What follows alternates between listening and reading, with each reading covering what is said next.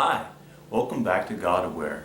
This week I want to talk about faith and how sometimes faith is really at war with our understanding, and sometimes faith, it just doesn't make sense to us. I want to start by reading Hebrews 11:1. Now from the King James Version it says, "Now faith is the substance of things hoped for, the evidence of things not seen." Now, we've read this verse many times and we think we understand it, but on the surface it really doesn't make sense. Faith is the substance of things hoped for. Well, hope really doesn't have a substance. Hope is a spiritual thing. It makes no sense. It's the evidence of things unseen. Well, if something's invisible, not seen, it has no evidence.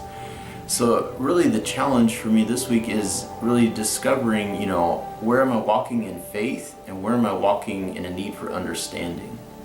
There's so many stories in Scripture that show us the difference between following after God and following in faith versus what would have happened if you followed after your own understanding.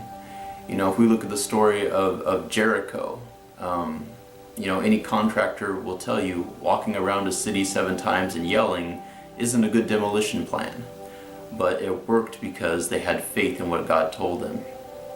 Any optometrist will tell you, putting mud on somebody's eyes does not correct a vision problem, but yet that's what Jesus did to heal a blind man's sight.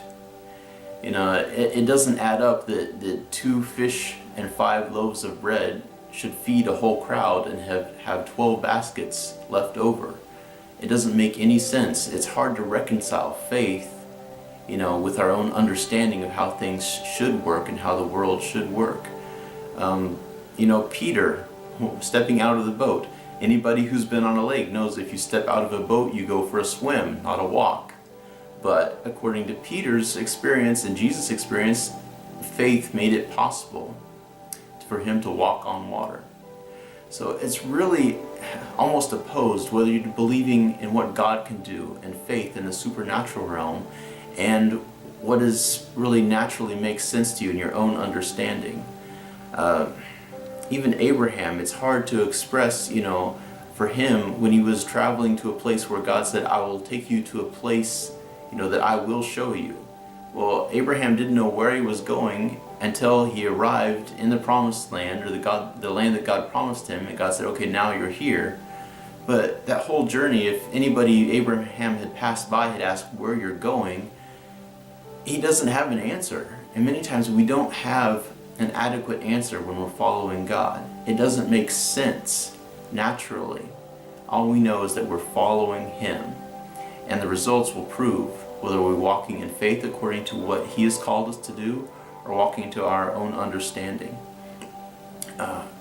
I know many times we just don't have that answer as to why we do what we do when we're following Him. But our answer is we are following Him, and the results will prove themselves. I've said before that if you're following somebody very closely, right behind them, and you can't see what they see in front of them, it's a matter of trust and obedience. Trust in where they're going and obeying. When they turn this way, you turn this way as well if you're following them. And if you turn right and you're right behind somebody and somebody asks, "Well, why did you make that decision? Why did you turn right?" And sometimes your only answer is, "I'm following Him." And so my challenge for myself this week is to not rely on my own understanding, but to rely on my faith in Him, and to let that be enough.